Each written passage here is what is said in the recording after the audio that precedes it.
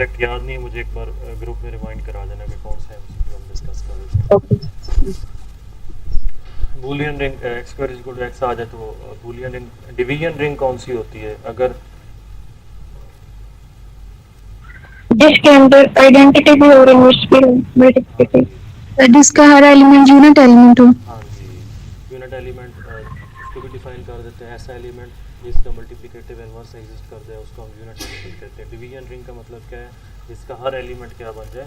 Unit element बन जाए। उसके बाद ज़ीरो डिवाइज़र्स अगर दो, इसमें कन्फ्यूजन हो जाती है अक्सर स्टूडेंट्स को।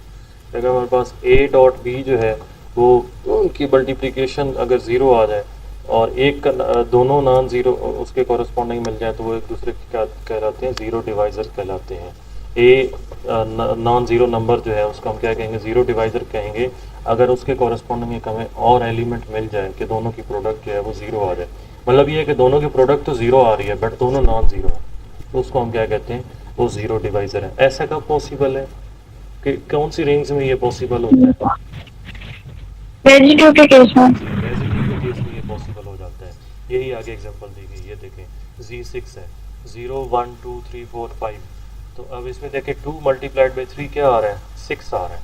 और 6 क्या होता है? इसके अंदर ज़ीरो होता है। तो और लेकिन 2 और 3 इट सेल्फ जो है वो ज़ीरो नहीं है। 2 और 3 इट सेल्फ ज़ीरो नहीं है बट इनकी मल्टीप्लिकेशन जो है वो ज़ीरो आ रही है। इसका मतलब क्या है कि ये ज़ीरो डिवाइसेस है। एक और केस भी हमारे पास बन सकता है।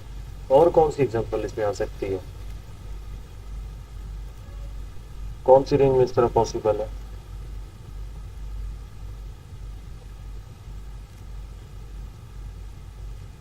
हाँ जी, Z4। ये तो GN रेंज होगी ना। एक और टाइप की रिंग भी होती है ऊपर जो हमने डिस्कस की है उनमें से एक और टाइप की रिंग भी होती है जिसमें मल्टीप्लाई करें तो ज़ीरो आ जाता है बट पॉसिबल होता है कि दोनों जो है वो एलिमेंट्स ज़ीरो नहीं होंगे। सर मैट्रिसेस में। हाँ जी, आगे एग्जांपल यही कि मैंने अगर समटाइम ऐसे होता है कि दो मैट्रिसेस को मल्टीप्लाई करें तो आंसर ज़ीरो ज़ीरो ओ नल मैट्रिक्स आ जाए बट दोनों मैट्रिसेस ज़रूरी नहीं है कि वो भी इटसेल्फ ज़ीरो होंगी। एक और केस भी होता है, एक और रिंग भी है जिसके अंदर ऐसा पॉसिबल है।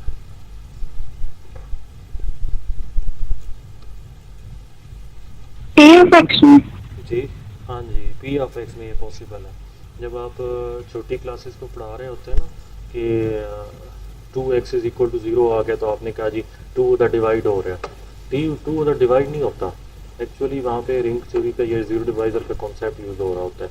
बस करें आप एक क्लास को पढ़ा रहे हैं और आपके पास आ जाता है 2x is equal to zero, तो यहाँ पे आप लोग क्या पढ़ाते हैं? ज़ीरो को क्या कर दिया? उधर डिवाइड कर दिया। तो ये ज़ीरो डिवाइड नहीं होता। आप यहाँ पे रिंग थ्योरी के कॉन्सेप्ट यूज़ करते हैं कि 2 क्योंकि ज़ीरो नहीं है तो फिर क्या होगा? x ज़ीरो होगा। ठीक है, तो ये कॉन्सेप्ट यहाँ पे यूज़ किया जाता है। ओके जी, इंटीग्रल डोमेन अगर किसी रिंग के अंदर, कम्यूटेटिव रिंग के अंदर कोई भी ज़ीरो डिवाइज़र ना हो तो उसको हम कम्यूटेटिव रिंग कहते हैं, इंटीग्रल डोमेन कहते हैं। R is integral domain if only A dot B is equal to zero at least one of A or B is zero. मतलब दोनों में से, अब ये देखें ना, ये कॉन्सेप्ट का भी यूज़ किया जाता है। ये कॉन्सेप्ट उसी वक्त यूज़ किया जाता है कि अगर दोनों की प्रोडक्ट ज़ीरो है तो इसका मतलब दोनों में से कोई एक ज़ीरो है। ये कब होगा? जब x जो है, x और 2 कहाँ से बिलोंग कर रहे होंगे? इंटीग्रल डोमेन में से बिलोंग कर रहे होंगे। अगर इंटीग्रल डोमेन में से नहीं बिलोंग कर रहे, अगर एक सिंपल वो उसके अंदर ज़ीरो डिवाइज़र मौजूद है, इसका मतलब क्या है? 2 भी नॉन ज़ीरो होगा और x भी नॉन ज़ीरो होगा। ठीक है, अगर इंटीग्रल डोमेन नहीं है। अगर इंटीग्रल डोमेन है तो फिर दोनों में से कोई एक ज़ीरो ज़रूर होगा। अब 2 तो ज़ीरो नहीं हो सकता तो फिर क्या है? x ज़ीरो है। ये पूरे नॉर्मल रिंग के अंदर हम चीज़ डिस्कस कर रहे होते हैं। कब पॉसिबल है? जब वो क्या हो, उसके अंदर ज़ीरो डिवाइज़र्स ना हो। अगर इनमें से कोई अभी तक जो कॉन्सेप्ट हमने डिस्कस किए हैं कोई क्लियर नहीं है तो हम मैं आपको एक्सप्लेन कर देता हूँ, अदरवाइज आगे चलते हैं। सेट ऑफ इंटीजर्स जो है वो इंटीजर करती है। सेट ऑफ इंटीजर्स में आपको पता है कि अगर दो नंबर्स को मल्टीप्लाई करें तो आंसर कभी भी, दो नॉन ज़ीरो नंबर्स को मल्टीप्लाई करें तो कभी भी ज़ीरो आंसर नहीं देते हो। ये ज़ीरो नहीं आंसर लेकिन देते। सर सेट में जीरो डिवाइजर्स नहीं होते है ना? जी, इसमें ज़ीरो डिवाइजर्स नहीं इसमें सिर्फ एक ही एलिमेंट है जो मल्टीप्लाई होकर आंसर ज़ीरो देता है, वो ज़ीरो इटसेल्फ है। उसके अलावा कोई एलिमेंट नहीं है जो किसी नॉन ज़ीरो के साथ मल्टीप्लाई होकर ज़ीरो उसको कर दे, तो इंटीग्रल डोमेन है।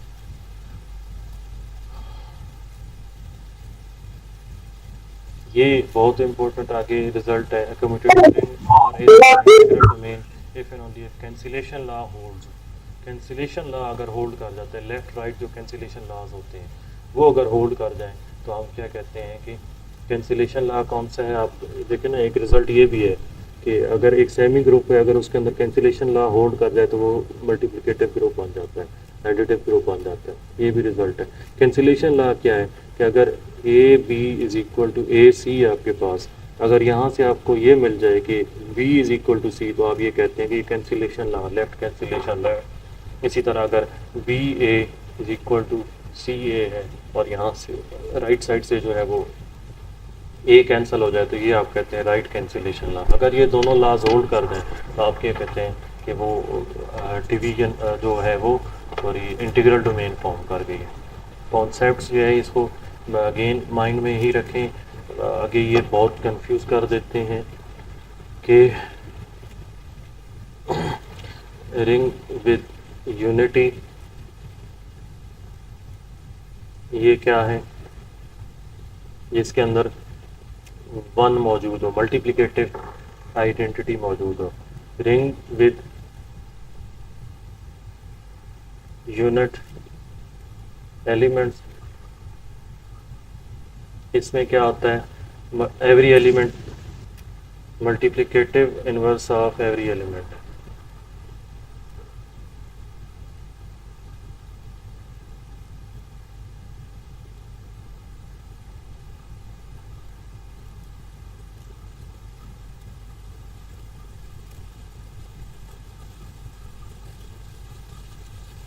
इसके बाद आगे हमने क्या डिस्कस किया, कम्यूटेटिव रिंग।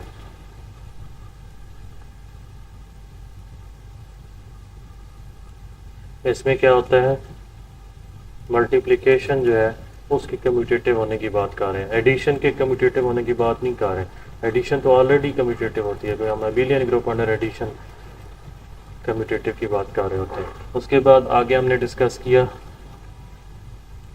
किसकी बात की, डिवीजन रिंग की बात की।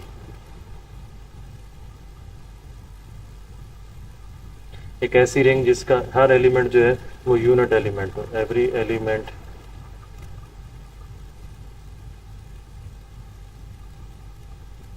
Is unit.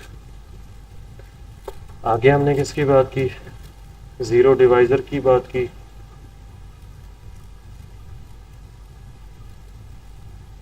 अगर इफ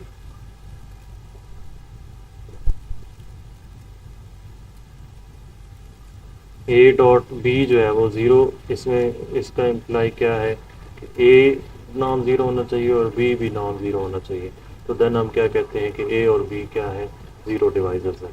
अगर दोनों में से कोई एक भी ज़ीरो हो जाता है तो वो ज़ीरो डिवाइजर्स नहीं है। Integral domain,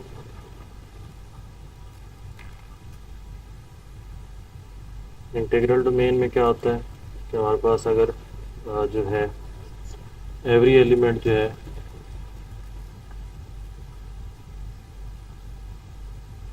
is zero divisor. ये कॉन्सेप्ट अभी तक हमने डिस्कस किए। जीरो डिवाइजर नहीं होगा। कौन सही है, इंटीग्रल डोमेन तो वो नहीं होती जो कम्यूटेटिव रिंग होता है, उसमें कोई जीरो डिवाइजर नहीं होता। आप मेरे को सॉरी जल्दी में लिख लिया, no element is zero divisor.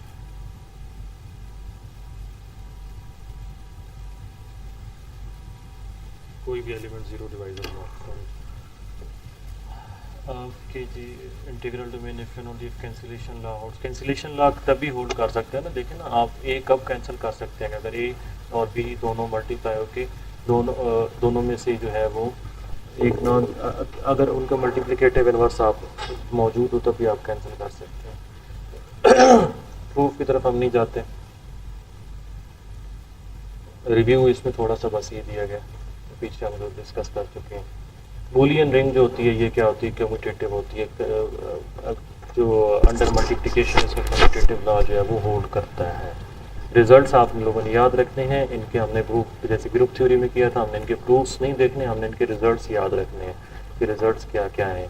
Boolean ring क्या है, इसका हर एलिमेंट क्या हो, आइडेम्पोटेंट हो, x square is equal to x आ जाए, और ये क्या होती है, कम्यूटेटिव रिंग होती है।